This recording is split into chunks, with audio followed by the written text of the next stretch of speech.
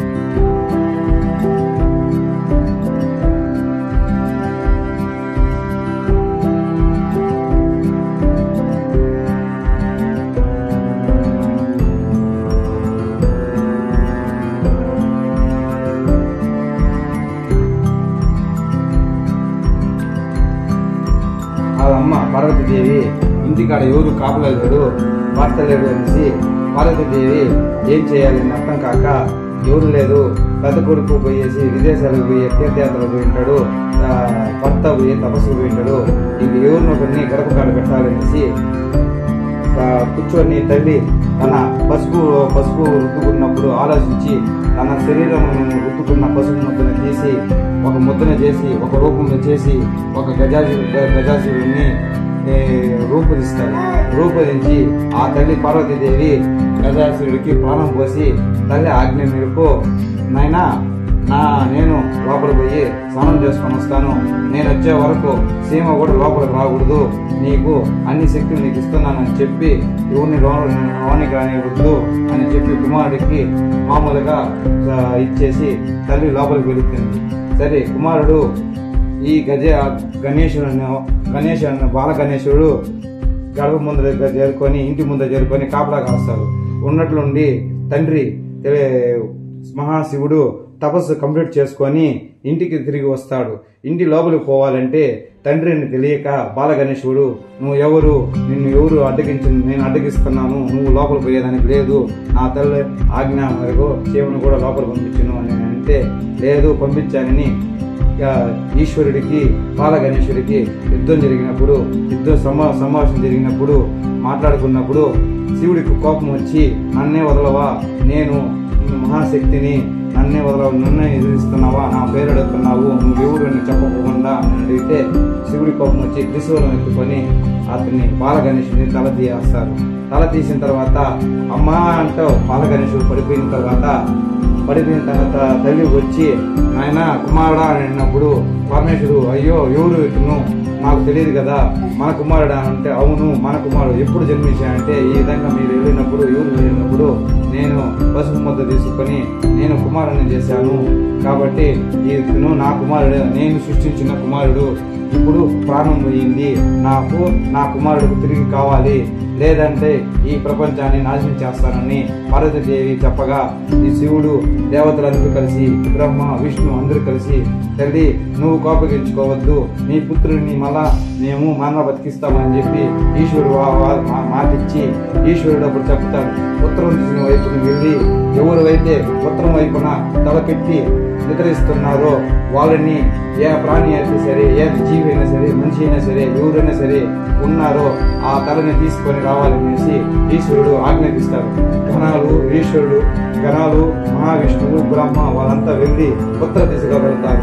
ఉత్తర దిశగా వెళ్ళినప్పుడు ఉత్తరం వైపున ఒక గజేంద్ర అనగా ఈ ఏనుగు, ఆ ఏనుగు ఉత్తర దిశ తలపెట్టి నిద్రిస్తూ ఓం నమ శివాయ అంటూ ధ్యానం చేస్తూ అలానే నిద్రిస్తూ ఉంటూ జపం చేస్తూ ఉంటుంది.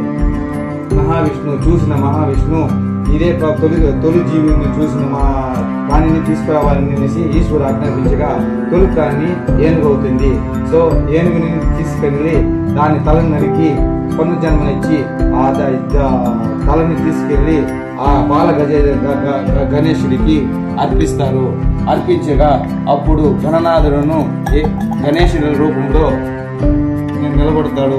ఆ బుద్ధు బ్రహ్మ విష్ణు వీళ్ళందరూ కలుసుకొని ఆయన నువ్వు బాల గణేశుడిగా వర్ధిల్లుతావు, గణేశ మహారాజుగా వర్ధిల్లుతావు, ప్రథమ పూజ నీకే జరుగుతుంది, అన్ని పండుగలను మొదటి పండుగ నీదే, అన్ని గొప్ప కార్యాలను నీదే మొదటి కార్యము, నిన్ను తలిచినచో తర్వాత ఏ దేవతలను తలవాలి, లేనచో నీకు ఎవరిని తెలిసినా వాళ్ళకి ఫలితము ఉండదు. సో దానివలన మీకు గణేశుని మొదట పూజకి గణేశుని తెలిసి బాల గణేశన గజానన అని తెలిసి ఆయన పేరుని నిలబెట్టి అన్ని శక్తులు ఇచ్చి మొదటి పూజ మొదటి ప్రాధాన్యత అన్ని తాంబూలము ఆయనకే చెందుతుంది. కనుక తల్లి తండ్రి ఈశ్వర్ పార్వతి ఇద్దరు కలుసుకొని ఆశీర్వదించి బాల గజేంద్రునికి ఆ పొద్దు నామకరణం చేస్తారు. ఆ పొద్దు వినాయక చతుర్దశి అని ప్రార్థించి ఆ పొద్దు పూజ చేస్తారు. జై బోలో గణేష్ మహారాజ్ కే, జై బోలో గణేష్ మహారాజ్ కే, జై బోలో గణేష్ మహారాజ్ కే, జై పార్వతీ పుత్ర కే, జై శివ పుత్ర కే, జై బోలో గణేష్ మహారాజ్ కే, జై బోలో గణేష్ మహారాజ్ కే, జై బాల గణేశ, జై బాల గణేశ, గణేశ గణేశ జై బాల గణేశ.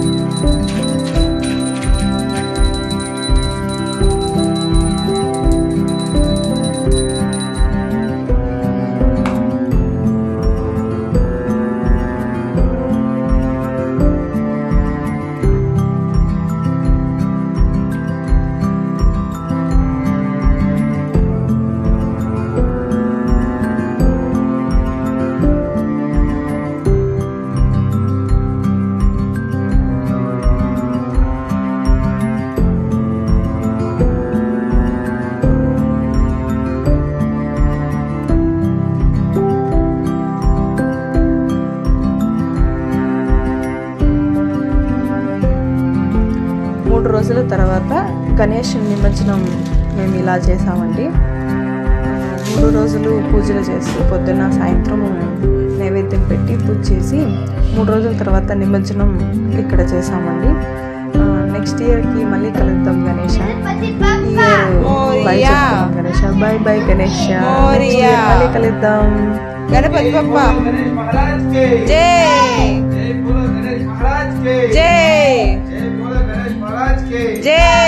जय बोलो गणेश महाराज के जय जय बोलो गणेश महाराज के जय जय बोलो गणेश महाराज के जय।